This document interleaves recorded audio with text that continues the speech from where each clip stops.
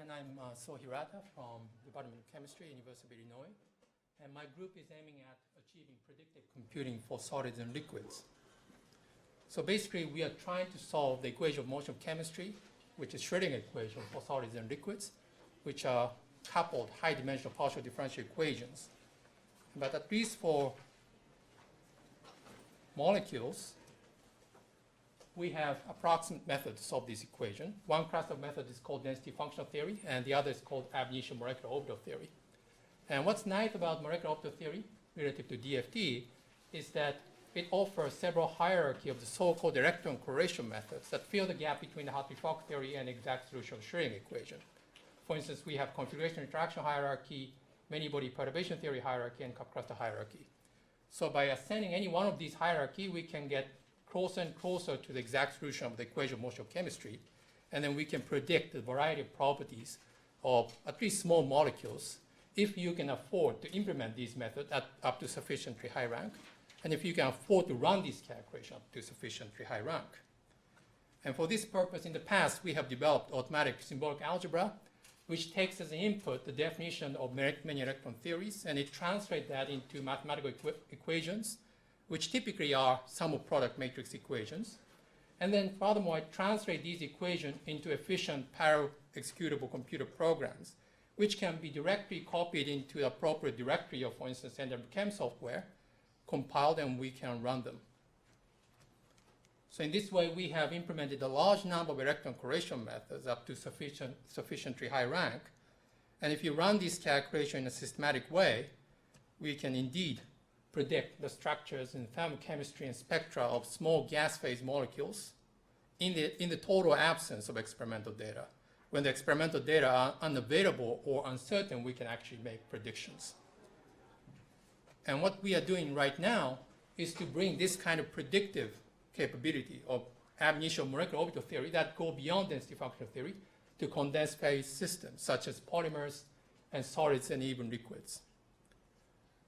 And the successful outcome of this kind of research has tremendous impact for a variety of fields, for instance, solid-state chemistry, condensed matter physics, material science, of course, and geochemistry, high-pressure chemistry, and even planetary science.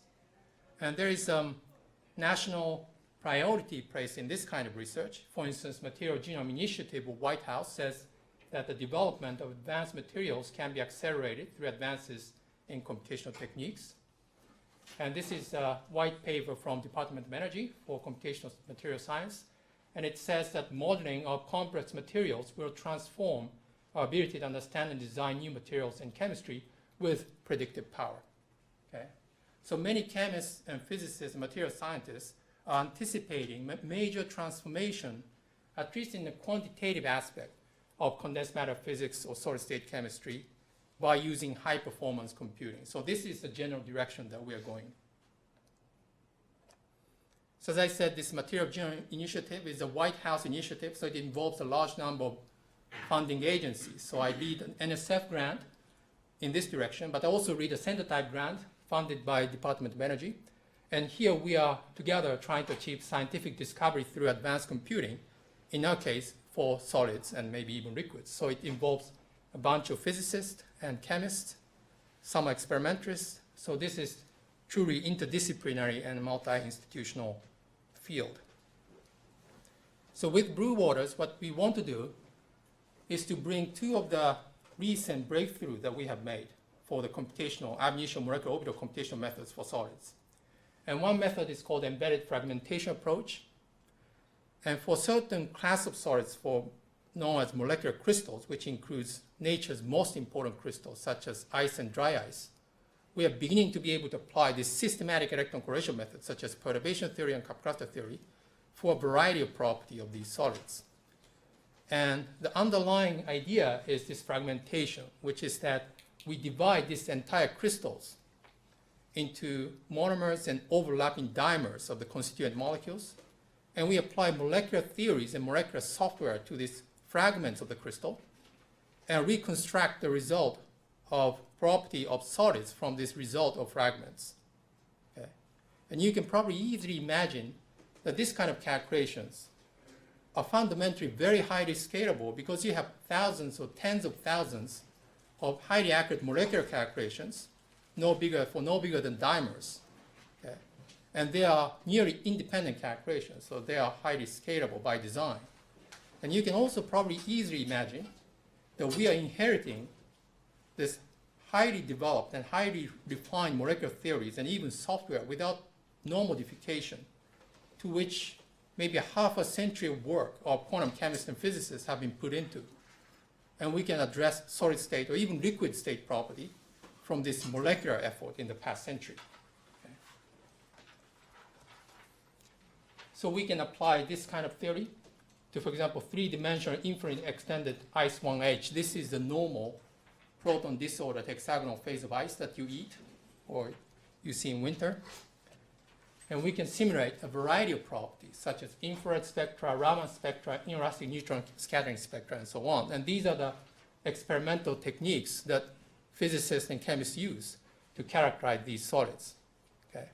And imagine that you have to, like, for example, develop the capability of Raman intensity calculation for solid. Okay? It takes 5 years or even longer for a graduate student to develop such a capability. But in our case, we can inherit Raman intensity capability of molecules and apply it to fragments, and we can reconstruct the Raman intensity of the solids in this way. And it's just a work of a few days. We can also simulate the isotope substitution dependence of inelastic neutron scattering of ice 1H, heat capacities. We can also place these solids under pressures, up to quite high pressures, and we can study like proton-ordered high-pressure phase of ice, known as ice 8.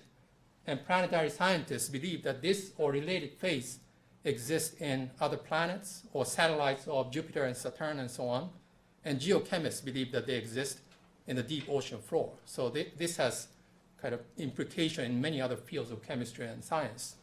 And we can apply not only perturbation theory, but also cluster singles and doubles for the infinite three-dimensional crystal. Okay? This kind of calculation for solids has been unthinkable only a few years ago. And we can obtain, for instance, equation of state, which is the pressure dependence of volume, or pressure dependence of lattice constants, and so on, in the pressure range of 0 to like 20 gigapascal. Just to give you an idea what kind of pressure they are, the pressure at the bottom of the Mariana Trench is only 0.1 gigapascal, which is here. Pressure at the center of the moon is 5 gigapascal. And pressure that was required to do the first artificial diamond synthesis was 18 gigapascal. So these are extremely high pressure, which is very difficult to probe experimentally. It's very expensive. And also, it's sometimes dangerous because some people use detonation to reach this high pressure. In fact, one of the top scientists in the field has visited our department like a few months ago. And over the dinner table, he was showing me these diamonds, which he synthesizes using chemical vapor deposition. These are very high quality single crystal colorless diamonds that he synthesizes so that he can use it in the diamond ambient cell experiment. So this is a literally very expensive experiment where computing can assist a lot of help. For example, we can do the pressure dependence of infrared spectra, pressure dependence of Raman spectra, and pressure dependence of inelastic neutron scattering spectra. We can also study solid carbon dioxide or dry ice at the same kind of ab initio theoretical level. And we can, for example, simulate the pressure dependence of Raman spectra in the Fermi resonance region. And you can see that with pressure increase, the spectral feature changes dramatically. Okay?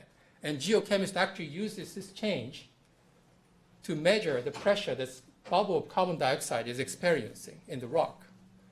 And from that, they can actually deduce the formation history of the host rock across hundreds of millions of years or billions of years.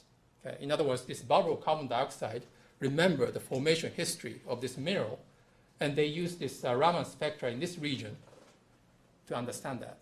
Okay? And they call it spectroscopic geobarometer, and computationally we can simulate that pretty accurately. We can also study solid to solid phase transition. So this is the usual dry ice phase, but there's another phase called phase 3, which is metastable and it's quite elusive. But we can computationally predict or reproduce the phase boundary between these two phases in the temperature range of 0 to 400 Kelvin. And we can also make sure that we are calculating the same phase as experimentalists are studying by, for example, simulating the high-pressure Raman spectra of the respective phases, which agree pretty well with experimental results. Okay. So to say the least, this is absolutely an exciting time for chemists, because we can use this chemistry technique, which is extremely highly refined for molecules, and we can study molecular crystals, and perhaps in the future molecular liquids. Okay. And they include very important crystals and liquids, such as liquid water and ice. So these results that we have obtained with our meager computer cluster and running the calculation for a very, very long time, one phase of solid at a time. But with blue water, we can bring this kind of research to a completely new height. For instance, we can do the first principle phase diagram of ice. Okay? We can study all the molecular phases of ice at once and obtain the phase diagram completely computationally. Okay? And from first principle. By first principle, not only do I mean that it goes beyond DFT or Hartree-Fock, it can go to the highest level that you can conceive of for small gas phase molecule. And you can still apply it to three-dimensional crystals. And we can also do the first principle prediction of thermal expansion of ice and other materials. And the reason why I singled out thermal expansion is that it is important. I think it is one of the reasons why structural material degrade with time. This contraction and expansion and so on with this seasonal temperature dependence. And I think it's important to computationally understand this effect and to find or design materials with a minimum of this effect. And we are beginning to do this first principle simulation of liquid water. This fragmentation approach certainly works for ice, and there's no reason it shouldn't work for liquid water. But computational cost is enormous because we have to do this ensemble averaging. But we are beginning to obtain this radial distribution function completely from the first principle, at this point at MP2 level. No fitting parameter, no molecular mechanics force field here.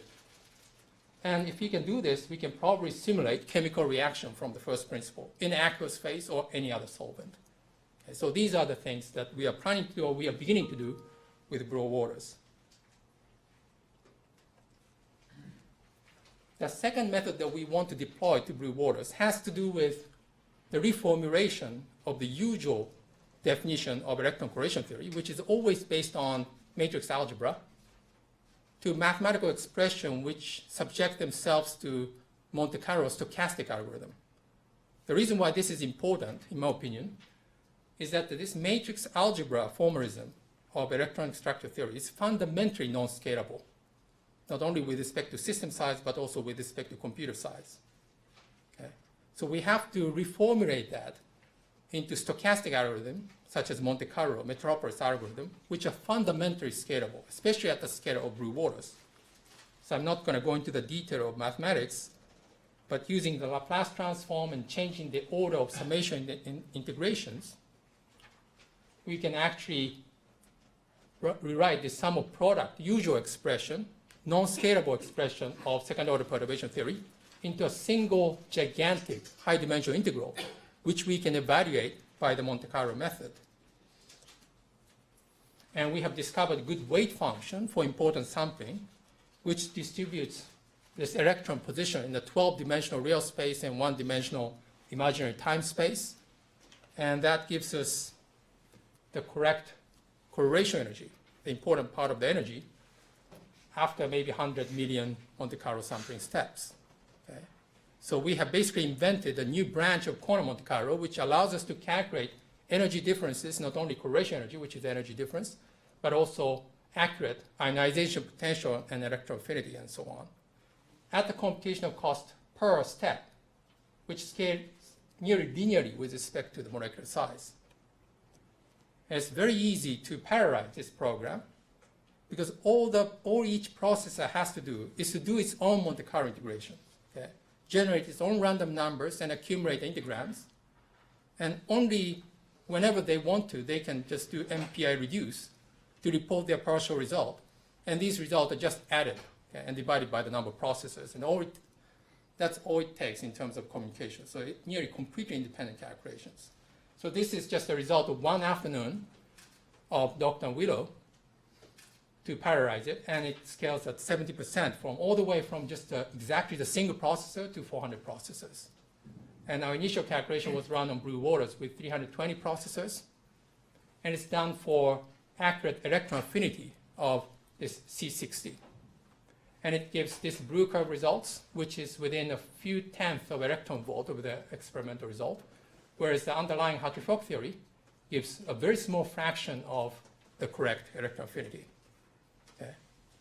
And DFT result will be all over the place, depending on the function that you pick. And the significance of this initial calculation, it's still a small-scale calculation, we can go far beyond this size, is that the derivative of this molecule is actually used. It's one of the most common electron acceptor materials in bulk heterojunction solar cells. And the reason why this is used is because of this large electron affinity, which Hartree-Fock theory failed to describe. Okay. And furthermore, this is a conjugated system. And this electron affinity is a delocalized property.